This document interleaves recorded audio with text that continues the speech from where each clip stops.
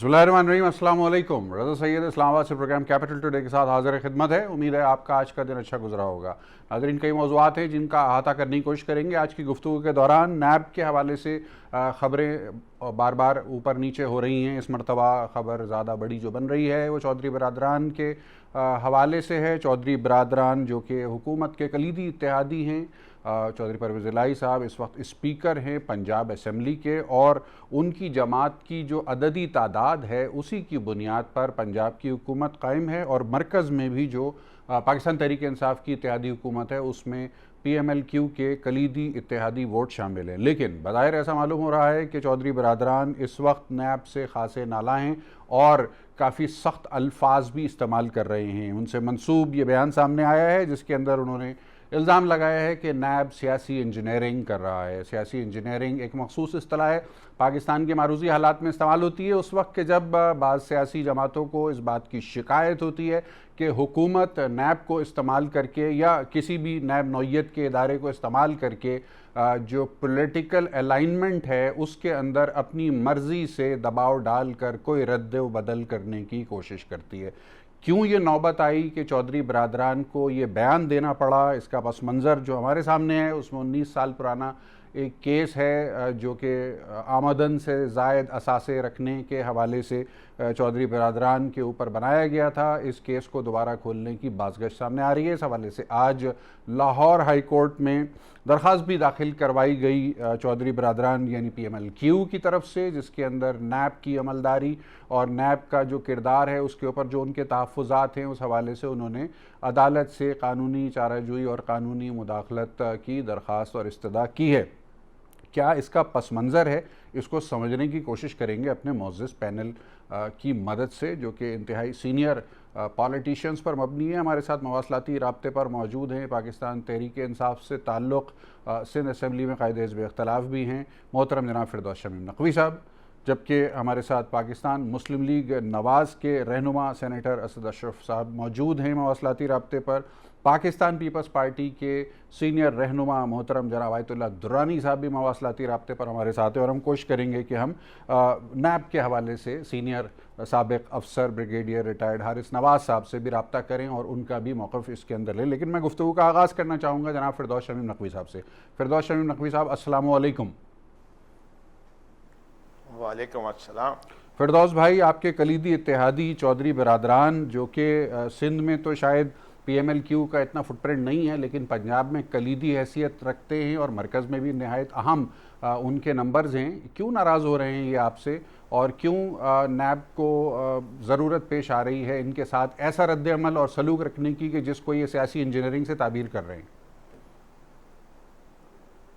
मेरे ख्याल से पहली चीज़ तो ये है कि नैब को सियासी इंजीनियरिंग नहीं करनी चाहिए। अच्छा, ठीक है। तो अगर कर रही है तो चौधरी बरादरान साहिबान को ज़रा ज़्यादा प्रिसाइज होना पड़ेगा, और मैं समझता हूँ अपने हवाले से हट के कोई और हवाले देने चाहिए कि ये जो कमेंट्री में हमारे एंकर हजरात और वो कहते हैं कि अपने हवाले से कर रहे हैं, तो वो अपना हवाला हट जाए तो उनके आर्गूमेंट में वज़न ज़्यादा आ जाएगा। अच्छा, चौधरी बरादरान बखूबी जानते हैं कि ये नैब कब बनी थी, किसके दौर में बनी थी। उस वक्त भी चौधरी बरादरान का एक कलीदी किरदार था। बिल्कुल था।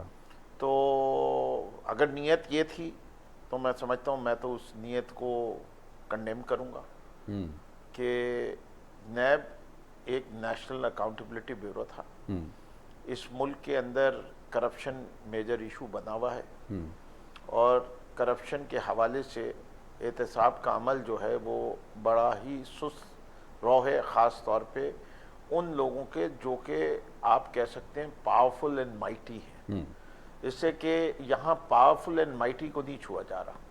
अच्छा। पावरफुल एंड माइटी वो हैं जो इक़्तिदार में रहते हैं, जो अरबों और खरबों के फैसले करते हैं, जहाँ ब्यूरोक्रेट्स सीनियर पोजीशंस पे हैं, सियासतदान हैं, जर्नैल हजरात भी हैं, और कुछ हजरात तो कहते हैं कि जुडिशरी तक के अंदर इसके असरात गए हैं। अच्छा। मैं उम्मीद रखता हूँ ऐसा ना हो जुडिशरी के अंदर, जिससे कि वो बहुत ही बड़ा धचका होता है एक मुल्क के लिए जहाँ की अदलिया में अगर कुछ ऐसा काम हो जाए। हम कोई सिर्फ हम असरात देख रहे हैं, इस मुल्क के अंदर, वो हमें वाज़े तौर पे नज़र आते हैं, जिसकी बुनियाद पे हम ये ज़रूर कह सकते हैं कि हमारे मुल्क में करप्शन ऊपर से लेकर नीचे तक है। अच्छा। कोई काम आज भी नहीं होता। तहरीक इंसाफ को 2 साल हो गए हैं, लेकिन ये करप्शन का बाज़ार आज भी उसी तरह गर्म है। चाहे वो चौराहे पे पुलिस वाला रिश्वत ले रहा हो, चाहे वो कोई बिल्डिंग कंट्रोल अथॉरिटी में ले रहा हो, या कोई ख़ास परमिट्स या शुगर माफिया या फ्लावर की, बड़े बड़े लोगों के नाम अभी भी आ रहे हैं। तो जो नैब बनाने का मकसद था कि लोगों को इस बात का एहसास हो कि अगर करप्शन करेंगे तो एहतसाब के दायरे में आएंगे, और एहतसाब के दायरे में आएंगे तो बख्शे नहीं जाएंगे, वो मकसद तो अभी तक हासिल नहीं हुआ। अच्छा। मुझे उम्मीद है कि इस वक्त एक ऐसी हुकूमत मौजूद है जिसका प्लेटफॉर्म एंटी करप्शन है, जिसको वोट मिला है उसके एंटी करप्शन वोट के ऊपर। इससे ज़्यादा साजगार माहौल नैब को किसी और जमात के इक़्तिदार में नहीं मिल सकता कि जो पाकिस्तान तहरीक इंसाफ के है। अच्छा। हमें पूरा यकीन है कि चाहे वो हमारी पार्टी में हो या किसी और पार्टी में हो, अगर कोई किसी ने बदउनवानी की है जी, तो उसको एहतसाब के पंजे में आना चाहिए और उसको सज़ा मिलनी चाहिए। ठीक है। ये प्रोसेस साफ भी होना चाहिए, तेज़ भी होना चाहिए और शफाफ भी होना चाहिए। और जब तक ये तीनों शर्तें पूरी नहीं होंगी उस वक्त तक नैब के ऊपर एतराज़ आते रहेंगे। नैब एक आज़ाद इदारा होना चाहिए, किसी हुकूमत के दबाव में उसको आना नहीं चाहिए, उसे अपना काम तनदही से करना चाहिए। हम उम्मीद यही थी कि नैब के चेयरमैन जो हैं वो अपने पूरे इदारे को एक इदारा बनाएंगे और ऐसा इदारा बनेगा जो सियासी मदाखलत से दूर होगा। ठीक है। फिरदौस शमीम नकवी साहब ने बाय एंड लार्ज मोहतात अल्फाज के साथ, मुझे ऐसा लग रहा है कि काफ़ी हद तक इंडोर्स कर दिया है उस वेव को, ओपिनियन की वेव को, जो चौधरी बरादरान के बयानात से मंसूब होकर इब्तदाइये में जिसका जिक्र किया गया। पाकिस्तान पीपल्स पार्टी के सीनियर रहनुमा जनाब आयतुल्लाह दुरानी साहब, आपने फिरदौस शमीम नकवी साहब का मौक़िफ़ सुना होगा, मैं चाहूँगा कि आप इसमें इजाफ़ा कर दीजिए अपनी पार्टी के पॉइंट ऑफ व्यू का। बिस्मिल्लाहिर्रहमानिर्रहीम। शुक्रिया, शमीम नकवी साहब ने बहुत ज़बरदस्त पैराए में बात की और मेरे ख्याल में उन्होंने बिल्कुल अल-ऐलान कह ही दिया कि चौधरी बिरादरान को माफ़ी नहीं है, और चौधरी बिरादरान के मुतल्लिक अगर कोई साजिश हो रही है तो वो इस साजिश को आला दर्जे के अंदाज में उन्होंने पेश कर दिया कि किसी सूरत में वो कि उन्होंने इल्मी तौर पर बहस की, एक सियासी नाते से भी बात की उसने, लेकिन लगता है शायद उन्होंने चौधरी बिरादरान को कहा कि नहीं, जो फैसला है वो फौरन चौधरी बिरादरान पर भी लिया जाए, क्योंकि हाँ ये वाक़यातन है तारीख़ी हक़ाइक़ से कि नैब जो है ना चौधरी बिरादरान के ही, जनरल मुशर्रफ के ही मामलात के बकाया जात में से है। अच्छा। हम तो इसके लपेट में हमेशा रहे हैं, पीपल्स पार्टी तो हमेशा लपेट में रही है कि किसी की सूरत में भी हो, हम किसी सूरत में भी इनकार नहीं करते। लेकिन एक बात बड़ी खूबसूरत की शमीम नकवी साहब ने कि करप्शन आज भी उसी पैमाने पर जारी है जैसे कि इदारे के मरकज में भी उन्होंने इसका जिक्र किया, उसमें से हेल्थ भी है, उसमें से मेडिसिन भी है, उसमें सही है। दुरानी साहब, ज़िमनी सवाल रखना चाहता हूँ आपके सामने, ये फरमाइएगा कि ये जो पॉलिटिकल इंजीनियरिंग का एक सवाल या एक नैरेटिव नैब की कारकर्दगी के साथ अक्सर वशतर जोड़ा जाता है, ये क्या मामला है, आप मुत्तफ़िक़ हैं इससे? हाँ, ये फैसल सालेहात के ज़माने में भी ऐसे ही हुआ था कि जब ये पॉलिटिकल इंजीनियरिंग के लिए उन्होंने मोहतरमा अंग्रेज़ी मुद्दों की हुकूमत को ख़त्म करने के लिए जो फार्मूले डेवलप किए थे, ये उसी ज़माने का है, ये आज की नहीं है, ये बहुत पीछे से आता है। इसके लिए उस जमाने में भी, जब ईसा खान के ज़माने में भी काम किया गया था, शुरू में जब नवाज शरीफ साहब का मामला था उस वक्त भी इसी तरह के रिजल्ट आ रहे थे, जिसमें से आपका इशारा पीपल्स पार्टी पेट्रियट ग्रुप की तरफ है गालिबन।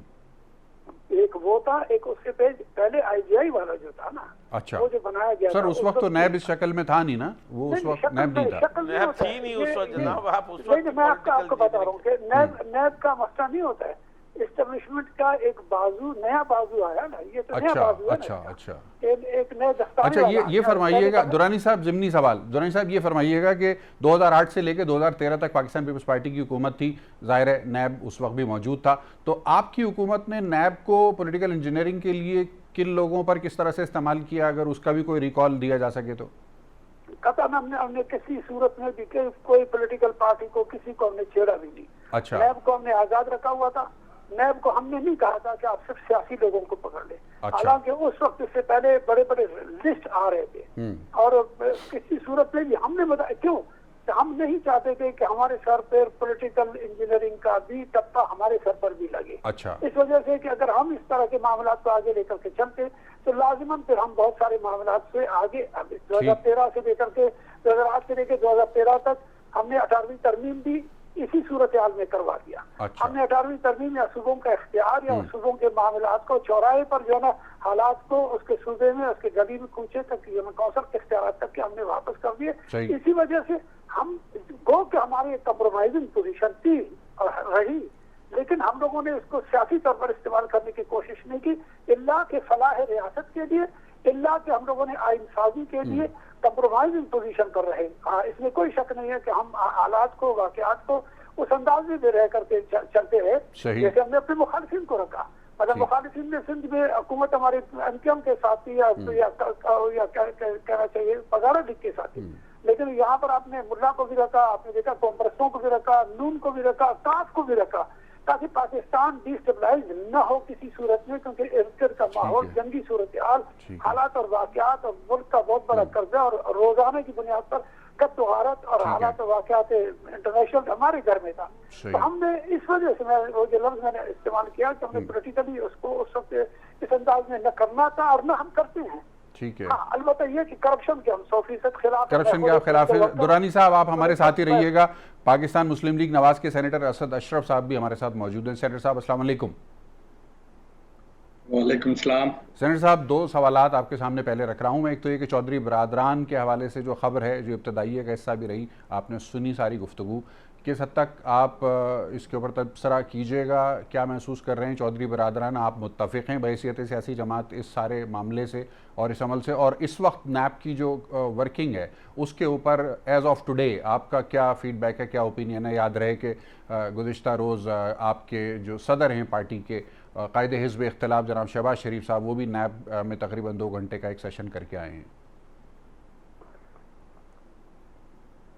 कि देखिए, मैं दुरानी साहब की पूरी बात नहीं सुन सका, लेकिन जितनी सुनी है उस हिसाब से ये चौधरी बरादरान से ज़्यादा नैब को कोई नहीं जानता। अच्छा। अगर उन्होंने आज ये बात कह दी है, क्योंकि सबसे ज़्यादा बेनिफिशरी वही रहे हुए हैं मुशर्रफ दौर में, मुशर्रफ ने बनाई इसीलिए थी। अच्छा। सैकड़ों सियासतदानों, कोई ऐसा सियासतदान 12 अक्टूबर के बाद नहीं था जो पाकिस्तान में था उसकी फाइल ना बनी हो, और फिर उनको मैनिपुलेट किया गया है। अच्छा। हम उस असेंबली का हिस्सा थे, हमें सब पता है। और सबसे ज्यादा बेनिफिशरी काफ लीग थी, फिर पैट्रियट बनाई गई और फिर नून लीग को तोड़ा गया, और जो जो वहां पर मुशर्रफ के साथ ज्वाइन करते गए वो नेक पारसा होते गए, और आज भी ये सिलसिला जारी है न्याजी नैब गठजोड़ का। वरना जो एम्स एंड ऑब्जेक्टिव शमीम साहब ने बताए हैं एग्जैक्टली वही थे, लेकिन ये बिल्कुल उसके 180 डिग्री पे नैब अपना परफॉर्मेंस दे रही है। अच्छा। आज तक कोई ऐसा केस पब्लिक के सामने ऐसा नहीं आया कि वो ये कह सके कि नैब ने, एक मिसाल नहीं है कि वो ये कह सकें कि जनाब ये केस जो है वो सही था। और जितने भी केस हुए हैं वो जहाँ कहीं भी गए हैं वो सियासी ओपोनेंट के खिलाफ थे। वरना आप देख लें कि पूरी कैबिनेट लेफ्ट राइट, आटा चीनी, अद्वियात और वो क्या कहते हैं IPPs, ये सारे आपके लेफ्ट राइट बैठे हुए हैं, किसी के बारे में कोई नहीं है। और पिछले 5 साल दौर में KPK में वो जो केसेस हैं, बहुत सारे केसेस हैं, एक नहीं है, उस पे किसी पे कोई। अच्छा सेनेटर साहब, एक ज़िमनी सवाल मैं रखना चाहता हूँ आपके सामने। जी सेनेटर साहब, ज़िमनी सवाल, अभी आपने यकीनन फिरदौस शमी नकवी साहब की गुफ्तगू सुनी, उसमें उन्होंने बहुत कैटेगोरिक अंदाज में नैब के ऊपर अपने व्यूज़ दिए हैं। इस तनाजुर में आपने अब से कुछ देर पहले एक जुमला इस्तेमाल किया, नैब न्याजी गठजोड़, तो ये थोड़ा सा मिसमैच लग रहा है। बज़ाहिर ऐसा लग रहा है कि फिरदौस नकवी साहब जो हैं वो भी नैब के हवाले से एक वाज़े ओपिनियन और पोजीशन ले चुके हैं, तो फिर ये नैब न्याजी गठजोड़ वाला जो बयानिया है इसमें क्या स्ट्रेंथ बाकी रह जाती है? देखिए, आप पिछले 2 सालों से नहीं देख रहे, पूरी कैबिनेट कल होने वाले नैब के एक्शंस को टीवी पे रात को आके बता देते हैं, और फिर नैब के स्पोक्स पर्सन बने रहते हैं। इन्हें क्या इल्हाम होता है कि ये होने वाला है, या नैब ने ये इक़दामात करने हैं आइंदा चंद घंटों में, चंद दिनों में, और इस शख्स के बारे में करना है। ना सिर्फ ये, वो ये भी बता देते हैं कि वो बुला के वापस देंगे या कि उधर ही पकड़े जाएंगे। अच्छा। अभी भी आपने कल देखा होगा कि एक वजीर रात को बैठे हुए ये बात कर रहे थे कि जनाब जून की ईद के बाद जो है गिरफ्तारी है और ये है और वो है। तो ये वाज़ेह सबूत है इस चीज का। वो किताबी बातें जरूर कर रहे थे शमीम साहब, लेकिन मैंने जैसे कहा कि उनका एक्शन जो है इसके 180 डिग्रीज पे है, बिल्कुल यू टर्न है। अच्छा। अगर नैब जिस एम्स एंड ऑब्जेक्टिव से बनाया गया था उस पे चलते तो आज फिर सुप्रीम कोर्ट के एक्स चीफ जस्टिस को ये ना कहना पड़ता उस जज के बारे में जिन्होंने मियां नवाज शरीफ को 100-150 से ज्यादा पेशियां उन्होंने भुगती हैं, जब ये कहा कि 10,000 से ज्यादा जजों का सर शर्म से झुक गया है। इसके बाद नैब की क्या क्रेडिबिलिटी रही? अच्छा, ठीक है। फिरदौस शमीम नकवी साहब सुन सकते हैं आप हमें? फिरदौस शमीम नकवी साहब पाकिस्तान तहरीक इंसाफ के रहनुमा। नकवी साहब, ये PMLN के सेनेटर कह रहे हैं कि आपने जो बातें की हैं वो किताबी हैं सारी। जी, मुझे पता है कि प्रैक्टिकल पॉलिटिक्स तो जर्नलों की गोद में जवान होकर सीखी जाती हैं और फिर बार बार उनके खिलाफ कू हो जाता है। कभी मुशर्रफ कर देते हैं जो उनके चुने हुए जर्नल थे, कभी ये नैब के जस्टिस साहब कर देते हैं कि ये भी उनके चुने हुए हैं। तो ये कू के बड़े शिकार होते हैं, इसलिए कि ये जो बताते हैं वो खुद नहीं करते। ये बानी है छांगा मांगी की सियासत के। इन्हीं ने ही चौधरी परवेज इलाही को सिखाया है जो कुछ सिखाया है साथ, और इन्हीं ने ही सीखा होगा चौधरी शुजात हुसैन से, इससे कि उनके उस्ताद भी ये मानते थे। तो और ये देखिए कितनी अजीब बात है कि एक सियासी जमात जो कि मरकज़ में थी, जिसके तहत नैब था, 5 साल गुजरे और 5 साल में उन्होंने KP की हुकूमत के अंदर जितने भी फ्रॉड हो रहे थे, जितनी बदज़ाब्तियाँ हो रही थी, किसी एक पे केस नहीं आया। कितने नाअहल लोग हैं कि इन्हें पता भी है ये ऑपोजिशन है, सब कुछ गंद कर रही है, तो इनको अपनी इनकॉम्पिटेंस के ऊपर तो एग्री करना चाहिए। वी वर इनकॉम्पिटेंट के हम पकड़ नहीं सके। अच्छा। दोनों में से एक बात तो है, या इनकी नीयत ही नहीं थी पकड़ने की। दूसरे, अगर आप KPK का बजट देखें कंपेयर टू पंजाब या कंपेयर टू सिंध, तो कोई KP के पास तनख्वाहें वनख्वाहें सब देने के बाद रह क्या जाता है जो कि पंजाब के अंदर खर्च हुआ है। वहां जिधर खर्चा होता है वहां बदनवानी होती है, जहां है ही कम पैसे। और अगर चोरों को ढूंढना हो तो मैं तो कह रहा हूँ बड़े चोर को पहले पकड़ो, तो बड़ा चोर तो मिलेगा ही पंजाब और सिंध में। अच्छा। KP में कहां से बड़ा चोर मिलेगा? तो वैसे ही बेचारे गरीब गुरबा सुबह था हमारा सर, उनसे तो BRT नहीं संभल रही बेचारे, वो तो बड़ा प्रोजेक्ट एक ही था वहां पे। अगर प्रायोरिटी अच्छा फिर आखिरी चीज ये देखिए, सारी बात ये है कि एहतसाब का यही अमल अगर समझा जाए तो हमारे भी हुकूमत जब तक रहेगी इंशाल्लाह, उसके बाद लंबी रहेगी। या तो हम खुद ही ये इस्टेब्लिश कर देंगे कि Pakistan Tehreek Insaf across the board accountability पे यकीन रखती है, जिससे कि जैसे कि रिपोर्ट आई, कोई कह रहे थे कि जो दाएं बैठे हैं, जो बाएं बैठे हैं, उनका नाम नहीं लेते, ये नहीं करते, वो नहीं करते, उनका भी नाम वाम सब आ गया। अब खामोश बैठे, अब कहते हैं कि जी वो फॉरेंसिक रिपोर्ट नहीं आएगी, वो इंशाल्लाह वो भी आ जाएगी। इनके ज़माने की कोई रिपोर्ट नहीं आती, चाहे वो मेमो गेट हो, चाहे वो डॉन की वो हो लीक्स हो, चाहे वो उसका ओसामा बिन लादेन वाला एबटाबाद कमीशन की एक रिपोर्ट नहीं आई है। सही। हाँ, एबटाबाद कमीशन सब जो है वो under the carpet. Hamoodur Rahman report नहीं आ सकी इस मुल्क में, जो आते थे सब कहते थे कि हम हमूदुर रहमान रिपोर्ट रिलीज करेंगे। दुनिया भर में ये होता है कि 25 साल के बाद पुराने डॉक्यूमेंट रिलीज कर दिए जाते हैं, लेकिन आबाओ अजदाद का नाम आता है, कुछ खास लोगों का नाम आता है, खास इदारों का नाम आता है, तो उस पर यही का मिट्टी पाओते आगे बढ़ जाओ। सही। तो मिट्टी पाओ वाली कहानी अब खत्म हो गई है, मिट्टी नहीं पाने दी जाएगी। और जिनको सुप्रीम कोर्ट के जजेस ने माफिया कहा है उनको बख्शा नहीं जाएगा। सही है। इससे कि ये नैब ने नहीं कहा, जिस सुप्रीम कोर्ट की ये बात कर रहे हैं उसकी मैं बात कर रहा हूँ। सही। और जिन्होंने आज तक जवाब नहीं दे सके कि एवनफील्ड अपार्टमेंट कहाँ से आए, सरे महल कहाँ से आया, सरे महल के पहले मलकियत को ख़त्म किया, फिर उसी की मलकियत को, ये सारे जवाब कौम मांगती है। ये सारी चीज़ों को कभी ना कभी उठ के इस पाकिस्तान को एक क्लीन स्लेट के साथ आगे बढ़ना है। जब तक हमारे आम शहरी को इस बात का एहसास नहीं होगा कि जो इस मुल्क में ताकत रखता है, इन्फ्लुएंस रखता है, वो एहतसाब के अमल से बच नहीं सकता, उस वक्त तक इस मुल्क से करप्शन नहीं खत्म की जा सकती। अच्छा। It has to start from the top, it can not start with the lowest person, अच्छा। It has to start from the highest person, ठीक and the highest person is the office of the prime minister, the top people who control the government. And ये मैं चाहे कितनी किताबी बातें करूं, मुझे किताबी बातें बड़ी अच्छी लगती हैं, इससे किताबों में असूल लिख के जाते हैं। सही है। जितनी बेअसूली बातें करना चाहते हैं ये कर लीजिए, प्रैग्मेटिक पॉलिटिक्स इनको मुबारक हो, हमें अपने मुल्क की फिक्र है, हम असूली बातें करेंगे। बड़ी खूबसूरत गुफ्तगू जारी है, लेकिन मुझे बताया जा रहा है कि हम एक मुख्तसर वक्फे के बाद गुफ्तगू को आगे बढ़ा सकेंगे।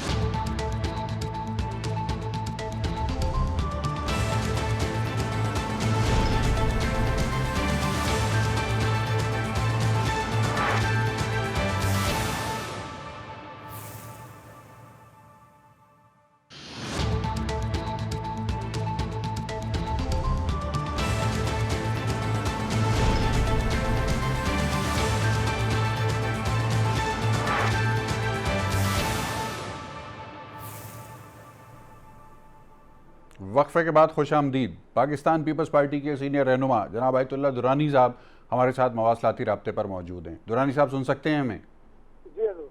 दुरानी साहब, कुछ डिस्कशंस चल रहे हैं और डिस्कशंस इस नौयत के हैं कि मुमकिन तौर पर पाकिस्तान तहरीक इंसाफ और PMLN किसी स्टेज पर अनकरीब मिलकर पार्लियामेंट के अंदर 18वीं आईनी तरमीम में कुछ तरमीम करने जा रही हैं, और उन तरमीम का जो फ़ायदा है तो वो तो यकीनन तहरीक इंसाफ की हुकूमत को मिलेगा, लेकिन जो उसका बराह रास्त अगर कोई फ़र्क पड़ेगा या बराह रास्त जद में कोई आएगा तो वो पाकिस्तान पीपल्स पार्टी आएगी। आपके पास क्या इत्तलात हैं इस हवाले से?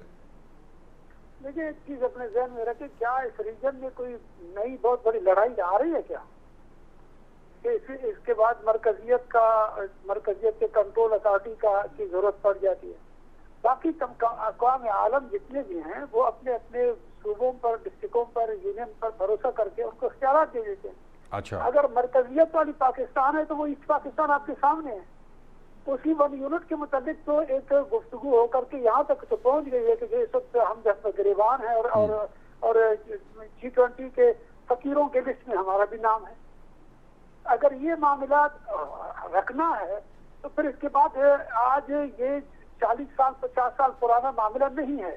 आज बहुत मामला बहुत आगे जा चुके हैं, दुनिया को एक हकीकत में चीजों से आशनाई हो चुकी है। अच्छा। हकूक के मुतालिक पहाड़ पे बैठा हुआ, रेगिस्तान पे बैठा हुआ, जंगल में बैठा हुआ, जो गिलगित बल्तिस्तान के पहाड़ पे बैठा हुआ, उसको सबका पता है। अब आप इस तरह का फिर एपिसोड करने की कोशिश करेंगे तो क्या मैसेज होगा कि बाकी जो इस्लामाबाद में बैठेगा वो लायक होगा, ये राजस्थान से बन जाएगा, जो यहाँ से नीचे चला जाएगा वो शूदर कास्ट है। तो अगर ब्राह्मणियत और शूदर वाले मामला को लेकर चलोगे तो गिरेबानी बढ़ेगी। ये अगर किसी ने ये सोचा हुआ है कि हम इस तरह बैठ करके पाकिस्तान को फिर लूटेंगे, फिर ये नैब वगैरह को क्या जरूरत क्या है इसकी? फिर आपने तो आधारे पहले भी इसी तरह के बनाए हुए थे, फिर आप ये बता दोगे कि किसकी फरमाइश पर कर रहे होगे। मुझे उन ब्यूरोक्रेट का नाम बता दो जो 22 ग्रेड थे, जिनकी वजह से पाकिस्तान 70 साल में इस हालत में पहुंच गया है। उन टेक्नोक्रेट का बात करो जो 21 और 22 ग्रेड में बैठे हुए पाकिस्तान को चला रहे हैं।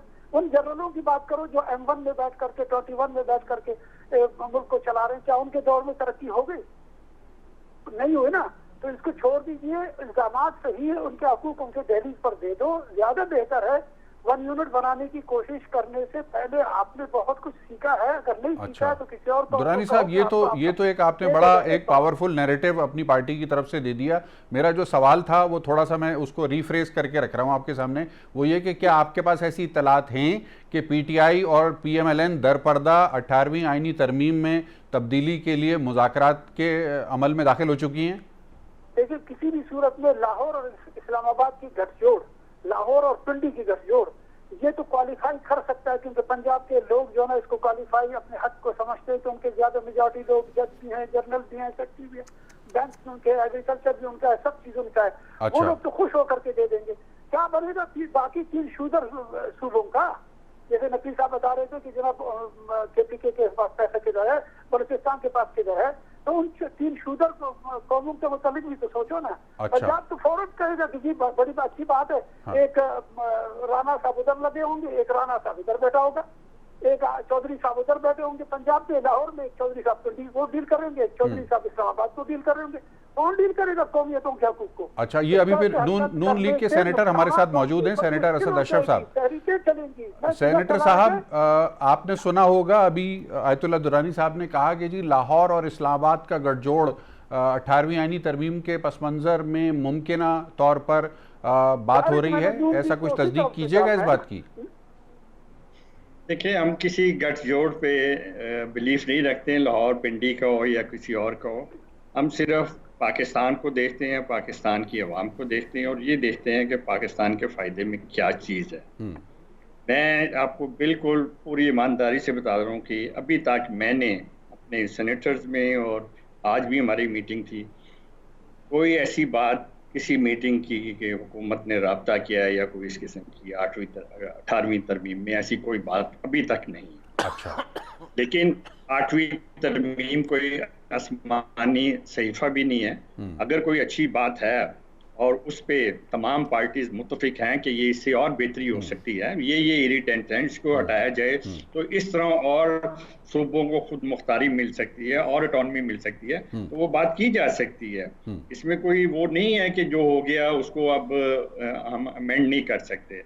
दूसरी बात, मैं आपको एक ज़रूर वो बात कहूँगा जो अभी शमीम नकवी साहब ने कही है कि हमारी हुकूमत थी और KPK में उनकी PTI की हुकूमत थी और हमने कोई कार्रवाई नहीं की। हमने कार्रवाई इसलिए नहीं की कि नैब जो अपने आप को खुद मुख्तार इदारा कहता है, हमने उसको खुद मुख्तार रखा था।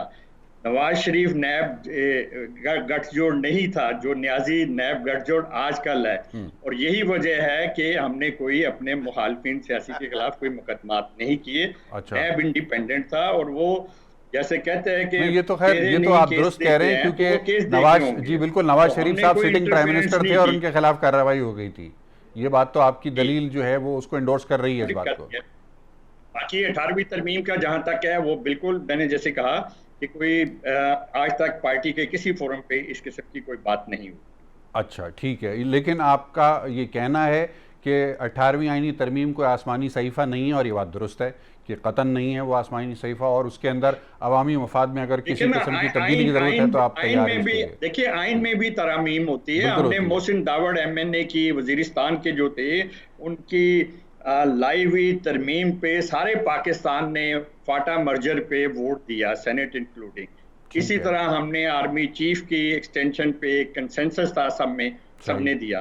तो जहां सब पूरे पाकिस्तान का कंसेंसस होगा वहां कोई चीज भी नामुमकिन नहीं है। ठीक है, ठीक है। फिरदौस शमीम नकवी साहब, 18वीं तरमीम का जिक्र हो रहा है और इसमें आपकी राय ना आए दरमियान में तो ये ज्यादती हो जाएगी। क्या सूरत हाल है, क्या डेवलपमेंट है, क्या तैयारी है? मैं पहले आपको रजा साहब अप्रिशिएट कर लूं कि आपने एक तारीख के इतने बड़े फैक्ट को आया किया कि नैब इंडिपेंडेंट इदारा है, वो उस वक्त के सिटिंग प्राइम मिनिस्टर के खिलाफ एक्ट कर सकता है जी। इतनी ताकत थी। लेकिन वो नैब जो कि नवाज शरीफ के ज़माने में था, उस वक्त से उस नैब जिसके चेयरमैन को नवाज शरीफ ने लगाया था, नैब न्याजी गठजोड़ उस वक्त हो गया था, जिससे कि उसने KP में कोई कार्रवाई नहीं की। हुकूमत वक्त सिर्फ लीडर ऑफ द हाउस नहीं लगाता, लीडर ऑफ द ओपोजिशन भी इसमें शामिल होता है। मैं आपके उस पर बड़ा खामोशी से सुनता रहा, आपकी बारी आएगी जवाब दे दिएगा। दुरानी साहब, मुझे ख़ास तौर पे पाकिस्तान पीपल्स पार्टी के 18th अमेंडमेंट के बहुत सारी शिकें ऐसी हैं जिसको दुरुस्त करने पे मैं मुबारकबाद आपको देता हूं। सही। लेकिन मेरे ख्याल से आप जैसे खुले जहन का आदमी पहले इस बात का इतराफ़ कर ले कि दो थ्योरीज हैं कि प्रोविंसेस स्ट्रांग होंगे तो फेडरेशन स्ट्रांग होगी। 10 साल से ये तजर्बा चल रहा है। आज इंडिपेंडेंट एनालिस्ट से देख लीजिए कि क्या Pakistan financially in the federation is stronger या कमज़ोर, या मैटर्स को डील करने के लिए स्ट्रॉन्गर है या वीकर है। दूसरी चीज ये है फिरदौस भाई, इसमें मुझे अगर आप इजाजत दें कथा कलामी की, तो 17 मिनिस्ट्रीज हैं फेडरल के अंदर कि जिनको 18वीं आईनी तरमीम के बाद डिवॉल्व होकर फेडरेशन में उनकी एग्जिस्टेंस को मिनिमाइज हो जाना था, लेकिन वो नहीं हुआ, जिसकी वजह से वो अखराजात अभी भी वहीं पे रखे हुए हैं। नहीं, सॉरी, ये नहीं है। आप देखिए कि इसको अखराजात को इस हद तक डिवॉल्व किया क्या आइन में ही 18वीं तरमीम में एक शिक डाल दी गई कि एनएफसी अवार्ड में रकम बढ़ाई तो जा सकती है, घटाई नहीं जा सकती। अच्छा। और उसकी तादाद जो कि सूबों को 22% मिलती थी, अब जो है 18वीं तरमीम में एनएफसी अवार्ड जो 2010 का आया उसमें 58% हो गई। 58% of the total divisible pool जो है वो सूबों को जाता है। जो कैपेसिटी थी सूबों की 10 साल में, वो कैपेसिटी नहीं बिल्ड कर सके। अच्छा। जो प्रोपोनेंट थे ठीक है कि डेवोल्यूशन ऑफ पावर के, उन्हीं ने devolution of power third tier of government की तरफ की नहीं, उल्टे सेंट्रलाइज कर दी प्रोविंसेस में। सिंध में बिल्डिंग कंट्रोल अथॉरिटी कराची की सिंध गवर्नमेंट ने सिंध बिल्डिंग कंट्रोल अथॉरिटी बना दी। वाटर सीवरेज का निजाम प्रोविंशियल गवर्नमेंट ने ले लिया। शहर में ट्रांसपोर्ट का निजाम। फिरदौस भाई, मुझे अभी बताया जा रहा है हमारे साथ इस वक्त मवासलाती राब्ते पर मौजूद हैं ब्रिगेडियर रिटायर्ड फारूक हबीब साहब, साबिक डीजी नैब के तौर पर काम करते रहे। ब्रिगेडियर साहब अस्सलाम वालेकुम। ब्रिगेडियर साहब, सवाल ये है कि चौधरी बिरादरान खासे अपसेट नजर आ रहे हैं। उन्होंने लाहौर हाई कोर्ट को अप्रोच भी किया है। नैब के ऊपर जो वर्किंग है उसके ऊपर उन्होंने कहा है कि पॉलिटिकल इंजीनियरिंग कर रही है नैब।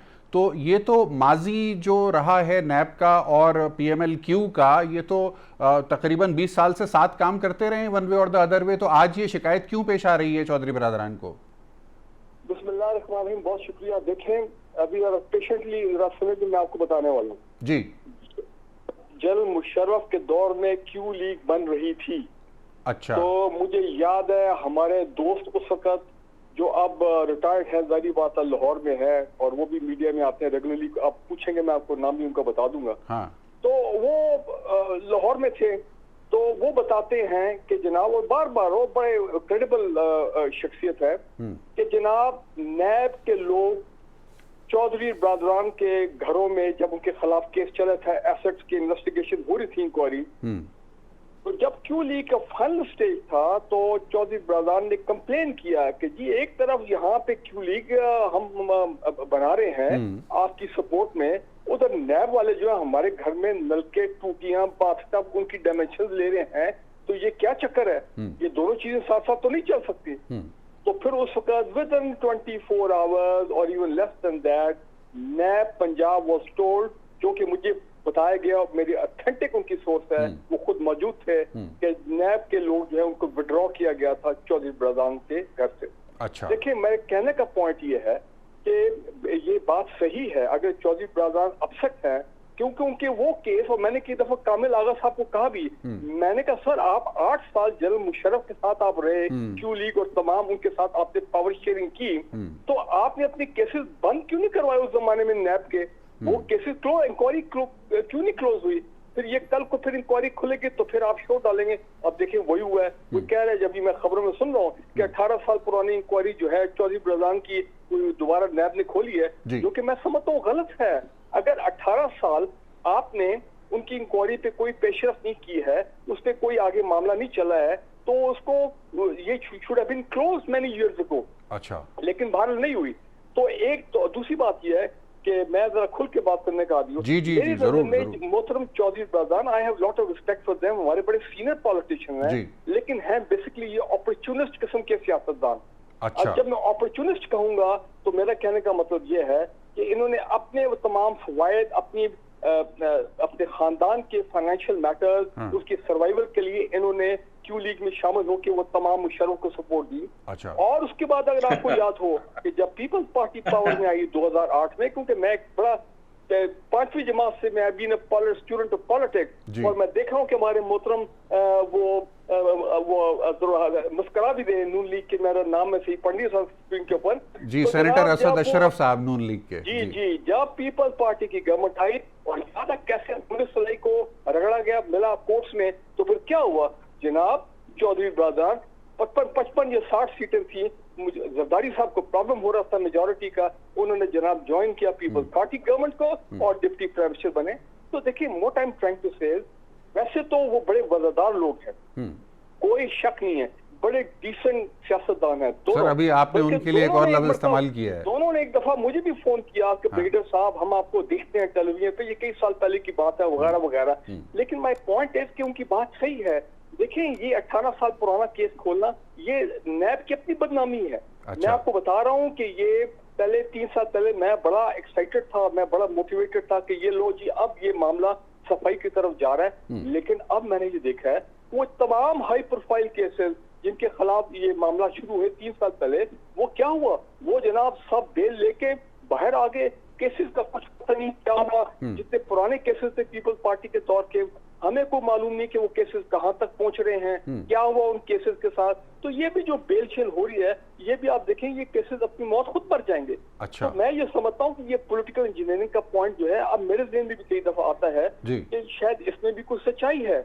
और बात सही है, जुल्फी बुखारी साहब जो है उनके खिलाफ केस होता है और एकदम अफगान पड़ते तो, केस क्लोज हो गया। अच्छा ब्रिगेडियर साहब ये बताइएगा कि ये पॉलिटिकल इंजीनियरिंग के नुक्ते को जो आप एंडोर्स कर रहे हैं, ये पहली मर्तबा होते हुए देख रहे हैं आप, या नैब के पिछले 20 साल जो हैं वो पॉलिटिकल इंजीनियरिंग से भरे पड़े करने वाले एंडोर्स कर रहे हैं? मैं एंडोर्स नहीं कर रहा हूँ, लेकिन मेरे शकूक और शुबात अब बढ़ते जा रहे हैं कि अच्छा। इस तरह नैब को काम नहीं करना चाहिए। भाई अगर केस में मेरिट नहीं है तो 18 साल क्यों आप लटकाते हैं केस को क्लोज करें। मे बी मेरिट पे केस क्लोज होना चाहिए था, लेकिन क्यों इतने 18 साल लटकाया गया। सही सही सही। नाज़रीन, गुफ्तगू के सिलसिले को हम आगे बढ़ाएंगे एक मुख्तसर वक्फे के बाद। वजन है।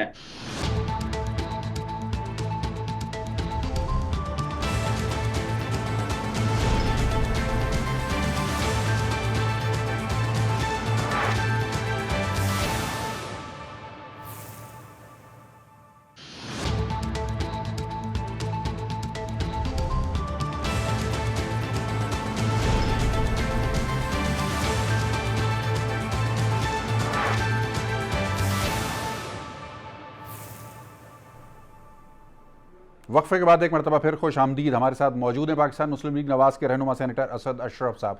सेनेटर साहब, वक्फे से पहले आपने गुफ्तगू सुनी, हमारे साथ मौजूद हैं साबिक DG NAB brigadier retired Farooq Hameed साहब, कुछ कहना चाहेंगे आप? देखिए, आपको जैसे उन्होंने कहा कि ये पॉलिटिकल मैन्यूवरिंग के लिए इस्तेमाल हो रहा है और आज वो खुद ये चीज़ कर रहे हैं, तो हम तो बहुत देर से ये बात कह रहे थे। और नैब को इस तरह परफॉर्म करना चाहिए और एक आंख से नहीं देखना चाहिए, बल्कि ऐसा इंसाफ करना चाहिए कि लोगों को होता हुआ नजर आए। अच्छा। और यही वजह है कि हम लोग जो है उस चीज़ को हुकूमत के साथ इनका गठजोड़ कहते हैं। हमने इनको बिल्कुल, जैसे मैंने पहले कहा कि हमारे दौर में भी ये वुज़रा वफाकी थे। कभी सुना है किसी ने नैब की तर्जुमानी की हो या ये कहा हो कि जो हमारे खिलाफ इतना बढ़ चढ़ के कंटेनर पे बदकलामी कर रहे थे, हमने किसी लीडर को कभी कुछ कहा, कोई पॉलिटिकल विक्टिमाइजेशन की? बिल्कुल नहीं की। इसी वजह से नहीं की कि जिस इदारे का जो काम है अगर वो उसको परफॉर्म करने दिया जाए तो पाकिस्तान जो है ना बिल्कुल ठीक राह पे चलेगा। और अगर एक दूसरे में इंटरफ्रेंस होगी और किसी की वीडियो रख के और किसी को ब्लैकमेल करके और किसी को उसकी इस तरह के एसेट्स बियॉन्ड मीन कर दें, भाई एक साइकिल वाला साइकिल लेके जा रहा है गरीब आदमी, आप उसे भी पकड़ सकते हैं। सर, इंसदाद दहशतगर्दी के पर्चे तो आपकी हुकूमत ने कटवाए थे। वो इसी तरह करते हैं और यही वजह है कि जब केसेस हायर कोर्ट्स पे जाती हैं तो उनके मुंह पे उनके जो फाइलें हैं वो मारी जाती हैं। ठीक है। फिरदौस शमीम नकवी साहब मौजूद हैं हमारे साथ, पाकिस्तान तहरीक इंसाफ के रहनुमा। फिरदौस शमीम नकवी साहब, काफ़ी लंबी गुफ्तगू हुई इस मौजू पे, मैं क्विक कमेंट आपका लेना चाहता हूँ। इस वक्त जो ताज़ा तरीन सूरत हाल है कोरोना की, मैं तो हैरान हूँ जी कि एक पाकिस्तानी फौज के रिटायर्ड ब्रिगेडियर ने जो इस वक्त स्टेटमेंट दिया है, ये वो लोग हैं जिन्होंने वफा का अहद किया स्टेट के साथ, शख्सियात के साथ नहीं। और वो मीडिया पे होके कह रहे हैं कि मुशर्रफ साहब ने इंक्वायरी रुकवा दी।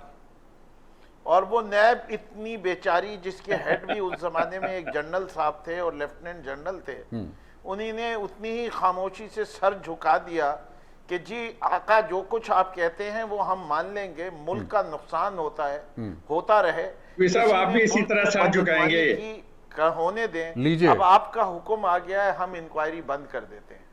और उसके बाद ये भी डीजी नैब रहे, उन्हीं ने उस तंजीम को, डायरेक्टर जनरल कोई छोटी चीज नहीं होती जी। डायरेक्टर जनरल एक इदारे को बना देता, ये एक्सपोज कर देता कि माजी में क्या क्या हुआ है और इस इदारे को इदारा बनाते।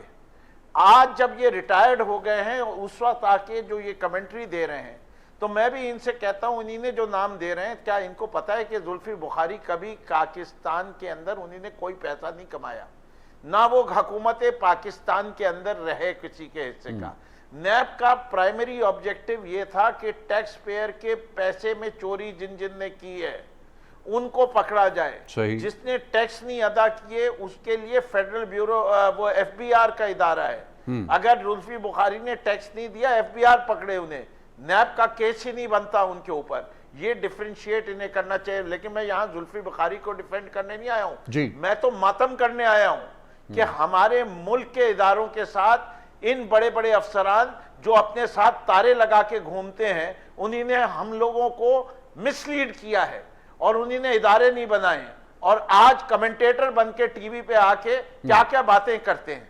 मेरी समझ से बाहर है कि ये ना अपने इदारे की इज्जत का ख्याल रख रहे ना इस कौम के वकार का। मेरी समझ से बाहर है। मैं समझता हूं नैब को एक मजबूत इदारा बनना चाहिए, अकाउंटेबिलिटी के प्रोसेस को तेज होना चाहिए, किसी को इससे इस्तेस्ना नहीं होना चाहिए, चाहे ये कितनी ही किताबी बात समझी जाए, लेकिन यही असूली बात है। अच्छा ठीक है। ब्रिगेडियर रिटायर्ड फारूक हमीद साहब, मैं आपका कोई कमेंट लेना चाहूंगा। फिरदौस शमीम नकवी साहब की गुफ्तगू आपने सुनी, यही सवाल है आपसे, क्या कहिएगा इस पे? वो सही कह रहे हैं कि इदारा स्ट्रॉन्ग होना चाहिए, अक्रॉस द बोर्ड एहतसाब होना चाहिए, लेकिन अनफॉर्चुनेटली यहाँ पे बहुत कुछ होता है बिहाइंड द सीन। और ये जिसमें कोई शक वाली बात नहीं है कि जनरल मुशर्रफ के दौर में, जबकि मैं उस वक्त लेटेस्ट स्टेज पे आया था नैब पंजाब में director over there, not as DG, तो ये प्रेशर आते थे और हमें पता था, बताया जाता था ये प्रेशर आते हैं। ये जो NRO हुआ था पीपल्स पार्टी के साथ, ये क्या था? ये वही डील थी बिहाइंड द सीन जो कि जनरल मुशर्रफ और पाकिस्तान पीपल्स पार्टी की टॉप लीडरशिप ने की थी। यही वो जिसपे लोग रोए थे नैब के अंदर कि इतनी हमने मेहनत की और इस मेहनत के बाद सारे केसेस मल्टीप्लाई बाय 0 हो गए। बेनजीर भुट्टो और आसिफ जरदारी वाले सिर्फ केसेस या पाकिस्तान वाले केसेस। तो ये तो शुरू और फिर पिछले 10 साल में जब पीपल्स पार्टी और PMLN आई तो क्या हुआ? या केसेस क्लोज हो रहे थे और कोई काम नहीं हो रहा था। और अब ये इनके PTI के दौर में जब ये नए चेयरमैन आए हैं, बल्कि इनसे पहले आ गए थे, उस वक्त हमें थोड़ी कुछ तसल्ली हुई थी। और वो भी PMLN और पीपल्स पार्टी के कंसेंसस चॉइस से मौजूदा चेयरमैन कि जब ये पकड़ धक्कर शुरू हुई कि शायद अब वो ये नैब वो वाला नैब नहीं होगा जिसको माजी में मिसयूज किया गया। ठीक है जी, लेकिन अब हमें अफसोस से कहना पड़ रहा है और मैं ओपनली इसका इजहार करता हूँ टॉक शोज के अंदर कि इस वक्त जो सूरत हाल हम देख रहे हैं, चाहे नैब के अंदर लोग हैं वो गड़बड़ कहीं पे है, समथिंग इज नॉट राइट, या लीगल सिस्टम जो है वो सपोर्ट नहीं कर रहा है अकाउंटेबिलिटी प्रोसेस को, कोई केस आगे मंतकी अंजाम तक नहीं पहुंच रहे। तो लिहाजा आजकल अगर कोई ज्यादा नैब के खिलाफ बोल रहा है तो मैं बोल रहा हूँ ताकि नैब को पता लगे कि भाई अगर आपके साबिक अफसर आपके बारे में ये कह रहे हैं तो इसका मतलब है something is very very wrong. आप ये देख रहे हैं, नवाज शरीफ साहब का केस देखें, ना गवर्नमेंट जा रही है कोर्ट में, ना नैब जा रहा कोर्ट में, ना हमारा मोहतरम कोर्ट जो है वो। फारूक हमीद साहब, इसमें थोड़ी सी हमारे नाजरीन की रहनुमाई कीजिए कि नैब के कानून की कमजोरी की वजह से ऐसा हो रहा है या नैब की जो इस वक्त आला तरीन इंतजामिया है उनकी विल में आपको कुछ मसला नजर आ रहा है? देखें जी, नैब का कानून तो बड़ा क्लियर है कि हर केस का फैसला 30 दिन में होना चाहिए। यहाँ पे मैं कहता हूँ क्या उसको बोलते हैं 5 साल में कोई केस का फैसला हो एहतसाब अदालत में, वो तो नवाज शरीफ साहब की बैड लक थी कि सुप्रीम कोर्ट केस मॉनिटर कर रहा था और वो 1 साल फिर भी लगा और वो उनको कन्विक्शन हुई अकाउंटेबिलिटी कोर्ट में।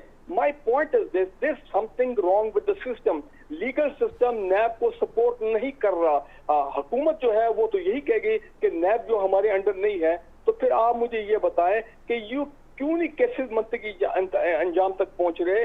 क्यों मीर शकील रहमान साहब का केस 34 साल पुराना केस, आप मुझे ये बताएं कि अब क्या पिछले 30 साल में इतनी हुकूमत की आई सिविल मिलिट्री, किसी को मीर शकील रहमान का केस का नहीं पता था उस वक्त। अब 34 साल पुराना केस नैब डिक कर रही है and it will fall back in their face, क्योंकि उनको जब आने वाले दिनों में मेडिकल ग्राउंड पे मुझे जो नजर आ रहा है माजी का पैटर्न, इसी वजह से लोग पॉलिटिकल विक्टिमाइजेशन करते हैं, 34 साल पुराना केस निकाल लेते हैं। सेनेटर साहब, जी सेनेटर साहब आपको कहने का मौका मिलता है। जी, PMLN के सेनेटर असद अशरफ साहब क्या कहिएगा?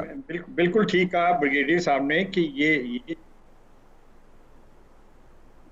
देखिए, मैं बिल्कुल ठीक कह रहा हूँ कि ब्रिगेडियर साहब ने बिल्कुल ठीक कहा कि 30 दिन में क्यों नहीं फैसला होता।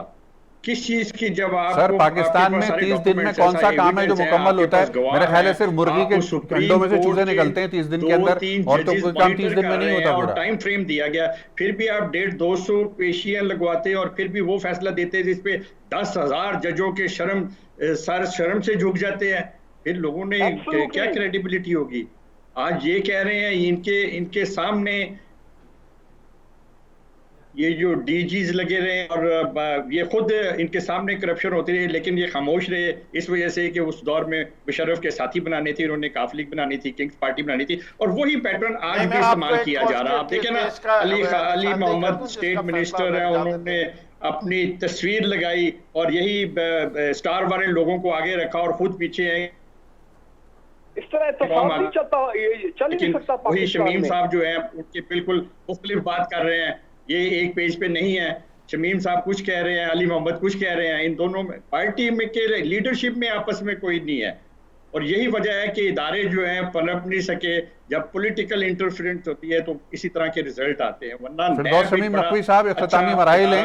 मैं आपसे कमेंट लेना चाहूंगा कोरोना के हवाले से। 40 अफराद की आज जाँ बाग होने की इत्तला है। लॉकडाउन को ईज आउट करने के सिलसिले में वफाकी हुकूमत की क्या पॉलिसी है? से इख्तलाफ करते हैं उनको सबक सिखाएं। पहले देखिए, आपका जो डिस्कशन चल रहा है उसको एक अंजाम पे पहुंचाना जरूरी है। बस इख्तिताम है हमारे प्रोग्राम का जी। मलिक रियाज के केस का फैसला होता है और ऐसा आला फैसला होता है कि उसके खिलाफ कोई और केस भी नहीं किया जा सकता। जो करप्शन जिसने की वो पैसे लेके फंस गया था, पैसे देके छूट गया वाली बात नजर आने लगती है और अवाम को बड़ी तकलीफ होती है उससे।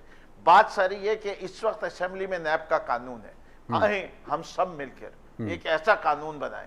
हम पे हमारी जिम्मेदारी है एज लेजिस्लेटर्स, चाहे सेनेटर्स हों चाहे पार्लियामेंटेरियंस हों, कि हम इस नैब को दुरुस्त सिमत लेके जाएं कि इस मुल्क के एहतसाब का मरहला जो है वो तेजी से भी हो सके, शफाफ भी हो सके। और हमें हमारी नस्लें माफ नहीं करेंगी अगर हम ये काम करने में नाकाम रहे। जहां तक आपका ताल्लुक है, जो आपने लॉकडाउन के हवाले से कहा, तो इस वक्त 2 जंगें चल रही हैं पाकिस्तान में, जिसको मैं तशबीह देता हूं डेथ वर्सेस डेथ। एक डेथ है जो कोविड की वजह से हो रही है, और एक वो डेथ है जो कोविड को सॉल्व करने की वजह से माशरे में होगी, जिसमें भूख, अफलास, ज़हनी परेशानी इसकी वजह से भी है। कोशिश मिनहसुल कौम हमारी ये होनी चाहिए कि हम जितनी भी अमवात हों, चाहे वो इस वजह से हो या उस वजह से हो, उन अमवात की तादाद को जितना कम से कम रख सकें, उसी में हमारी कामयाबी होगी। मरकज की कोशिश, वफाक की कोशिश इस वक्त यही है कि कौम को दोनों आफात से ऐसे निकाला जाए कि नुकसान कम से कम हो। ठीक है, बहुत बहुत शुक्रिया मेहमानाने गिरामी, कीमती वक्त दिया आपने हमारे नाजरीन के लिए। दामन वक्त में गुंजाइश मुकम्मल हो रही है, गुफ्तगू के सिलसिले को समेटा जाएगा। ज़रूरी है कल आपकी खिदमत में दोबारा हाजिर होंगे, लेकिन इस दौरान आपने जिस बात का ख्याल रखना है वो ये कि कोरोना एक लाइलाज बीमारी है आज की तारीख़ तक, और कोरोना से बचने के लिए हमारे पास सिर्फ एक ही तरीक़ा है और वो है एहतियात। वो तमाम एहतियात जिसके बारे में आपको मुसलसल और बार बार आगाह किया जा रहा है। अपने हाथों को धोते रहिए साबुन से, मास्क का इस्तेमाल कीजिए, अवामी मकामात के ऊपर ज़्यादा रश वाली जगहों पे जाने से परहेज़ कीजिए, सोशल डिस्टेंसिंग के उसूल को अपनाइए, क्योंकि कोरोना का सिवाय एहतियात के अभी तक पूरी दुनिया में किसी किस्म का कोई इलाज दरियाफ्त नहीं हुआ। अपना बहुत ख्याल रखिए। जी पाकिस्तान के लिए।